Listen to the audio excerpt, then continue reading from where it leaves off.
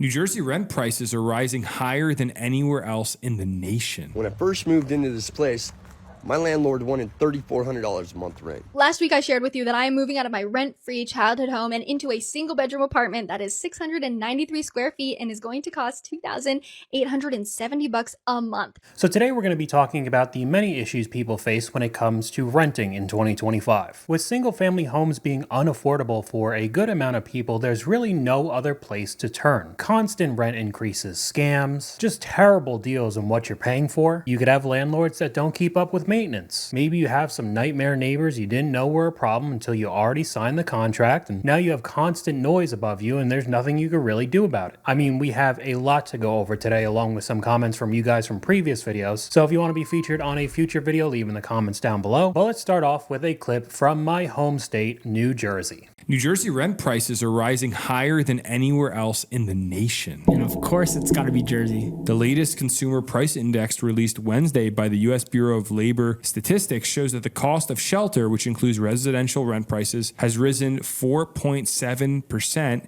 year over year as of end of November. And in New Jersey, rents are increasing at a higher rate than other parts of the nation. The state is already known for its high cost of living, and wages have not increased at the same pace as monthly housing costs. Advocates and policy analysts say state leaders need to do more to mitigate not just homeownership costs, but rental costs too. Over 1/3 of the Garden State residents live in rental accommodation. A person making $13, which is the hourly minimum wage in New Jersey, in 22 would have to work 96 hours a week to afford a 2-bedroom rental at a fair market rate. The real issue with housing in New Jersey is scarcity. There are no new homes being built. That's why you see apartment buildings going up everywhere. The hope is that, I guess, that's going to dilute, the housing market a bit and allow it to be more affordable to get an apartment. But these are all luxury apartments that go up. Every new apartment building is luxury as well. I've made dedicated videos talking about that. I really don't know how people live in New Jersey. Even if you're making 6 figures, it basically feels like nothing living there. That's why I moved out. Just some of the comments. I'm never going to make it out of my mom's house, and I turned 30 this year. A 1-bedroom goes for $2,800. Rent is $2,200, but I only get 750 square feet. That's actually a good deal compared to what I'm about to show you. But another comment, I've seen the same apartment go from $1,850 during COVID to $2,950 within 5 years. That's insane. Adding on to all the new construction being built, just mass luxury apartment buildings, we have this funny quick clip that I think is very relatable. Yes! Yeah! Yeah, bitch! Yes! All right, yeah! Go, yes! Thank God, starting price at $3,500 for a studio, I hope. Dude, let's friggin' go. Perfect. I'm in the market for a $4,300 a month, 1-bedroom, no parking condo. In a gentrified neighborhood, 500 square feet, $4,000 a month, locals priced out, count me in. Luxury amenities with no washer and dryer or any parking for $4,750 a month. I thought that this was pretty funny, and without saying exactly where I used to live in New Jersey, I found another luxury apartment complex that was being built the town over. I'm not going to say that town is super dangerous, but it's not really the nicest, okay? However, I grabbed a screenshot for their pricing. Total area 750 square feet, number of bedrooms 1, and prices start at $3,500. If you want 885 square feet with 2 bedrooms, that's going to cost $4,000 a month, and almost 1,300 square feet with 3 bedrooms is $4,500 a month. Now, as crazy as those comments sounded in the last clip, I mean, they're not really far off. Again, in a town that I know that's not really the nicest, you're going to pay almost $5,000 for a place. Honestly, you could keep it. No thank you. And we have a screenshot right here, states with the highest and lowest average rent. Surprise, surprise, almost all of the Northeast is up at the highest. A lot of the areas in the Midwest are the lowest, and then California is up there along with Hawaii. And to add on to the California prices, we have a comment from you guys. I'm in San Diego. My previous apartment was remodeled and we had to move. It went from $740 a month, my half of the rent, to $1,800 a month for half of the rent with a roommate. So we're talking about $1,500 to $3,600 because it got remodeled. And of course, it being in California, it is a completely different beast. I mean, this next clip is in Riverdale. I mean, probably one of the craziest stories I've heard. I paid $3,000 a month rent. When I first moved into this place, my landlord wanted $3,400 a month rent. Now you might say $3,400 a rent, that's a lot of money. Yeah, well, guess what? Once we moved in, we found out that the neighbor's house is also hooked up to our utilities, and we have to pay all of the neighbor's utilities while the neighbor gets all utilities included. So that $3,400 a month came with $1,500 worth of utility bills.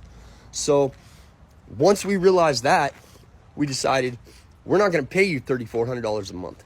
So our landlord started receiving $2,800 to about $3,000 a month because the utility bills were out of control. Well, our landlord accepted that money, and after a few months, he said, look, pay me $3,000 a month and we're square. Okay, so we started paying him $3,000 a month. Well, yesterday we get a call from our landlord, and he wants to raise our rent $700 a month starting next month. I mean, just to start out with the $3,000 plus $1,500 in utilities, that being an okay situation to anybody just sounds insane to me. And of course, the ever-increasing rent, that wasn't even enough. An extra $700 on top of it is being asked for by the landlord. Some of the comments, dude, I live so close to you and I only pay $1,800 a month for mine, 3-bedroom, 2-bath. Because there was a lot more to this video. He said he lived in Riverdale, honestly in a pretty bad ghetto, and he was still paying an outrageous amount of money. I mean, I don't even know how paying for the neighbor's utility is even allowed. It goes along with the next comment. First of all, I would not be paying for the next door neighbor's utility at all. Their bills are not yours. Your job is to pay your rent and utilities. I just really don't understand California. I know they have amazing weather all the time, but $4,500 to possibly $5,200 a month to live in an area that's probably not the nicest doesn't seem like a good deal to me. We have another comment from you guys. I moved into an apartment in 2016, 500 square feet for $495 a month. That same apartment right now is $1,235 a month. Absolutely ridiculous. It's overall cheaper compared to what we've seen previously. I mean, 500 square feet is very small, but you're talking about what, an almost 150% increase in that same apartment in less than 10 years, mind you. My rent is going up $700 per fortnight, and yes, I have tried to negotiate. I said, just confirming that you're wanting to increase the rent by a total of $700 per fortnight. That's a considerable and confronting increase for a 3-bedroom house, shaking out to be an extra $230 per room. We'd love to come to a solution that reflects both the current market and the current financial pressure that inflation is having on us tenants. We are hoping this is negotiable and that you can revise the offer. The real estate agent wrote back. She said, I can try and negotiate with the landlord, but what are you proposing as a counteroffer? Then she said, please note that the rental market is strong at the moment and we would be able to achieve the increased amount should the property be re-advertised at the moment.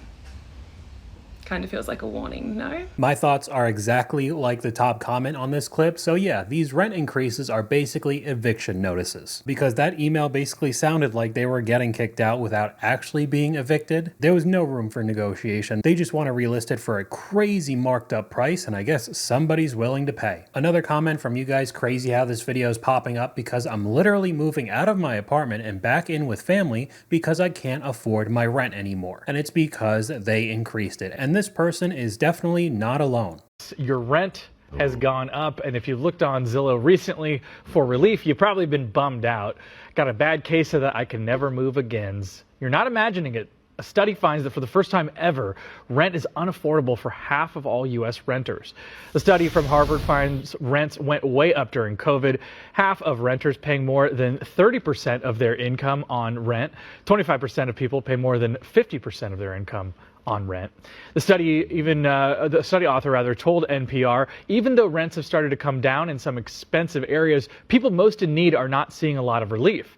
She says new apartments on average are more than $1,400 a month. Now remember, this is nationwide. So before we look at the comments, that's something that I've also heard recently, is that some areas around the US and cities, the rent prices are finally starting to come down a little bit. However, if in the past 5 years the rent was doubled and now it's down 10% from its all-time highs, most likely it's still wildly unaffordable for a vast majority of people. It needs to come down way more than it actually is, and I'd hope to see that happen, but honestly, I wouldn't count on it. Some of the comments here, 30%, LOL, my rent is 90% of my income. The most unrealistic aspect is that you have to make 3 times the rent to even get approved, especially when we were seeing $3,000-$4,000 a month like the California clips. I don't know how many people are making $10,000 to $12,000 a month to afford that, but this is not strictly a US problem. This is happening all over the world. The cost of renting has hit a new record high. The average across the country is now more than $600 a week.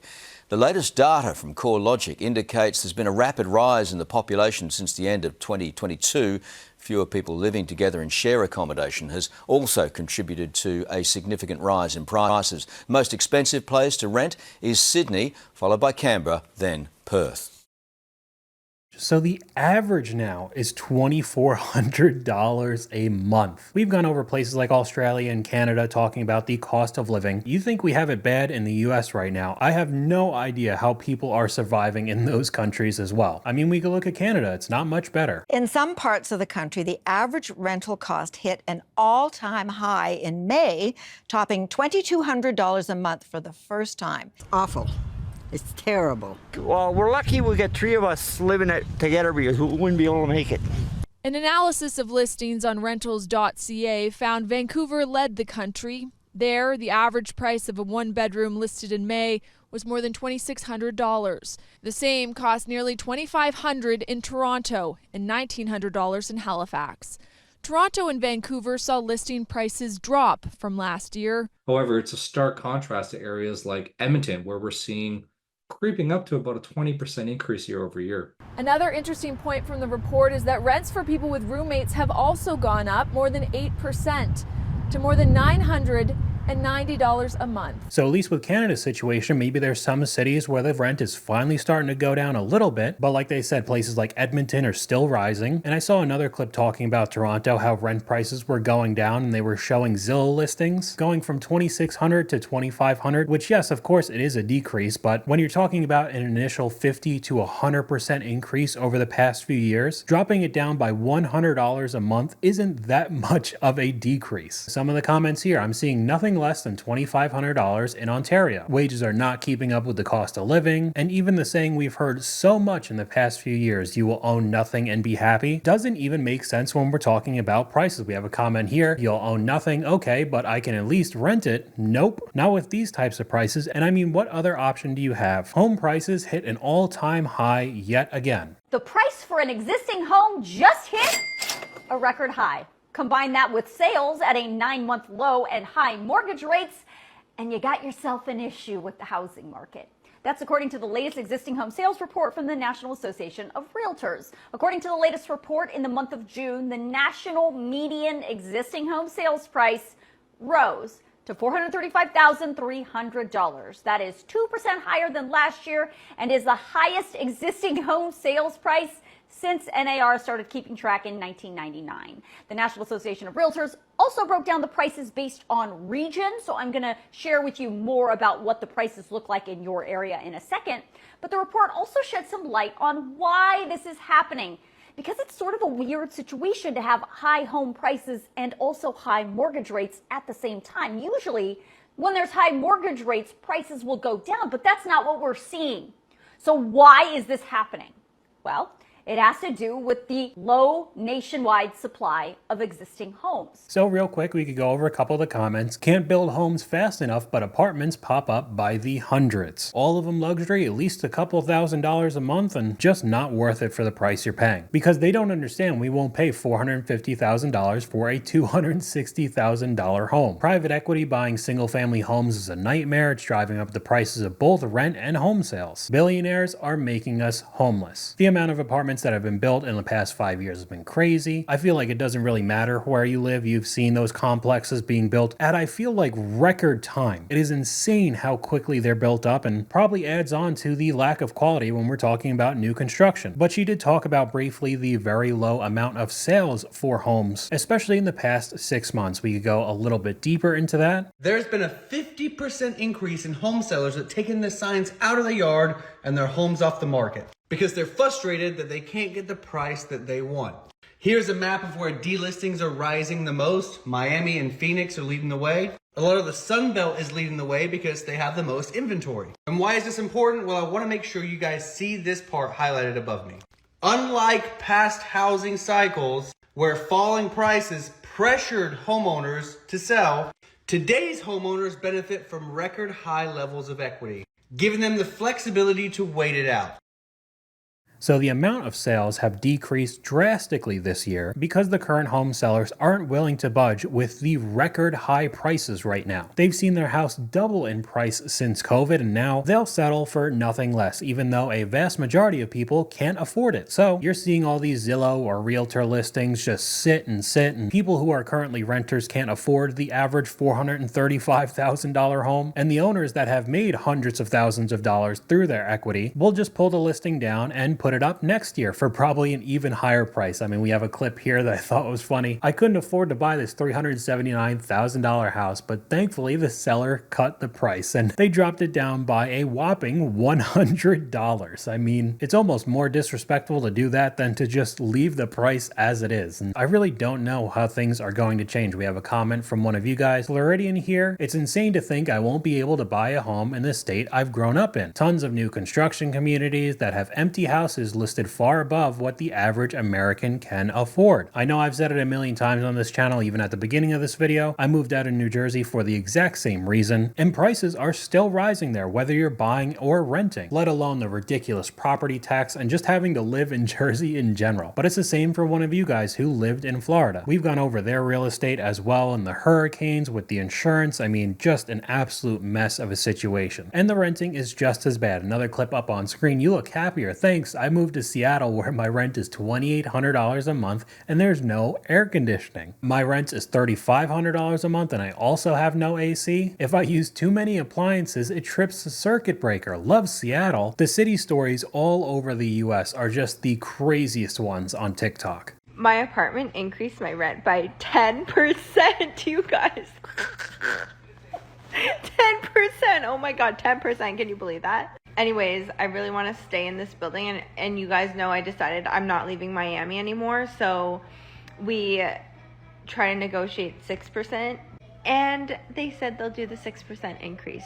Better than nothing, you guys, but I had no idea that they would even try to raise it. Like, I thought it would be like a 3% increase.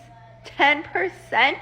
It's not even like COVID times. This is 2025. I don't know if this is normal in the US, you guys. I'm renting an apartment. Is this normal? Is this normal in the US? Is it? I mean, you're in Miami. The rent without the 10 or 6% increase must be unbelievable. But her going back and negotiating almost 50% less than what they were initially trying to raise kind of tells you how much they're trying to take off of the tenants if they could just drop the 4% like that. Because especially when you're talking about apartment complexes, when these massive companies that own tons of these buildings are just trying to get as much profit as they possibly can from every unit. And 10% sounds like a clean number, way past inflation rates, and this is something that happens every year to these people. I mean, I can't even imagine. This is an apartment that I toured in Buckhead, so I can personally say I know for a fact that they are not worth this. It's a high-rise apartment in Buckhead, and basically this guy that lives there posted on Threads that he currently pays around $2,000. Based on my tour and based on the units that I looked at, he probably rents out a 2-bed, 2-bath in a high-rise unit, and it's right in the Lenox area of Buckhead, so not like a crazy good location unless you work in that area.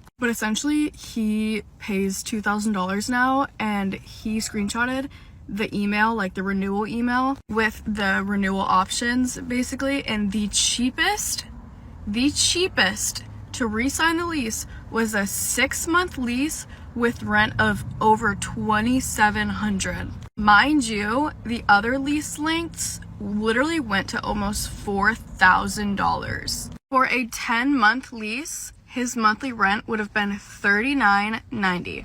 $39.90. And this is in Atlanta, which we've seen a couple of clips from the new construction builds, the luxury apartment videos that I've made, where there are people paying $3,000, $3,500 a month, and they show what comes with their apartment, and there are no ceiling fans or light fixtures. As crazy as that sounds, I remember somebody had a front porch, kind of like a patio, but it was on the first floor, and it was just kind of out in the open for everyone to see. No privacy. It was just right next to the sidewalk and the streets, with everybody driving by, having tons of traffic. Just Just an absolute terrible deal. And I mean, we have another example right here from one of you guys. I'm 28, lived in Atlanta for 5 years. I've always lived downtown and was paying $2,300 for a 1-bed. I recently moved into a 2-bed, 2-bath, and I pay $1,300. Now I get the most money back to put in other places. I mean, I get it if you're a city person and you absolutely love the hustle and bustle and people being up 24/7 and there's always something to do. I mean, that's completely fine. It's not really the life that I want to live, but the other negatives that come along with it, the price of just being in that area, just doesn't seem worth it to me. In this next clip, I don't know why you would upload this in the first place. Maybe this was supposed to be bait for engagement, but then I looked at the comment section. It really didn't blow up or go viral, just odd. But we could take a look at this landlord trying to double the rent for their tenant.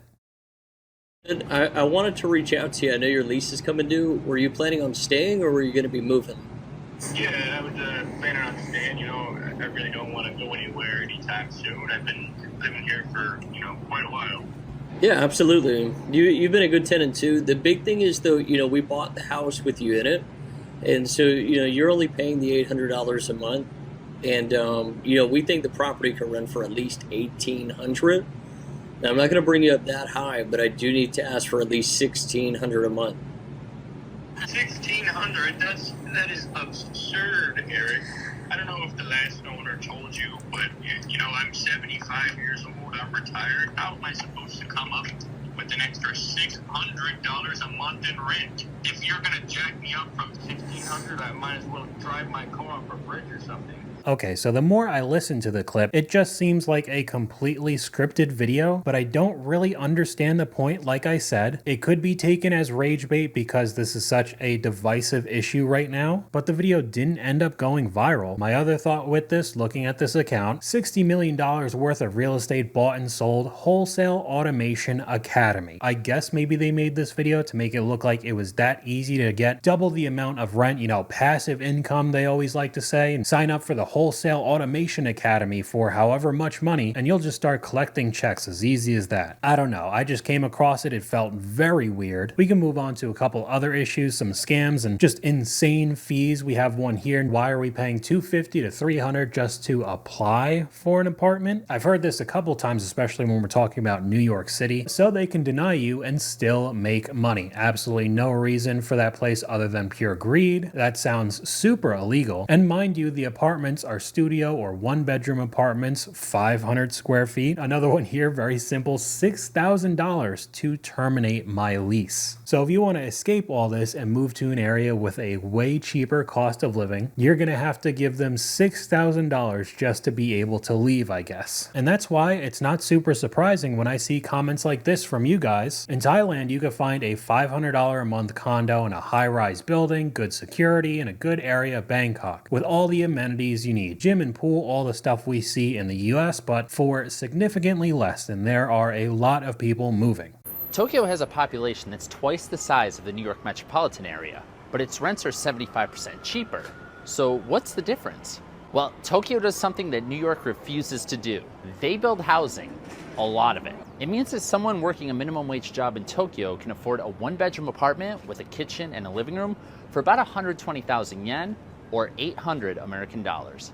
Meanwhile, here in New York, the average price of a studio apartment is a whopping $3,500. A 2-bedroom apartment in the city center of Tokyo rents for an average of $1,400 US. So even in the city center of Tokyo, probably one of the most expensive areas you could be in all of Japan, is still less than half of the average price of a New York apartment. And we're going to finish off this video with a classic, taking a look at one of these NYC apartments because they never get old. This apartment has been on the market for over 100 days, and there's a pretty obvious reason why. You have a nice balcony, decent living space, and here is the kitchen, which is where the reason lies. So far, it looks pretty standard, updated appliances, dishwasher, but to my right, there's this massive column in the middle of the kitchen that I don't really understand what it's doing there. I'm sure there's a reason, but they basically just built the kitchen around it. The cabinets do not open all the way, at least the ones that are in front of the column. But outside of that, it is a decent apartment. You do have nice renovations. Here is the entrance and the bathroom, and rent is $3,100 per month. $3,100 for that. Who's making up these numbers? That's insane. $3,100 a month for no bedroom is ridiculous. It looks like the dishwasher doesn't open all the way either. That column is a big no, and that was still more than double the price for a city center apartment in Tokyo. Just insanity. So that's all I got for you guys today. Let me know what you guys think in the comments down below. YouTube thinks you'll like this video popping up on screen right now, but hopefully you guys enjoyed this video. If you did, please leave a like, and I'll talk to you guys later.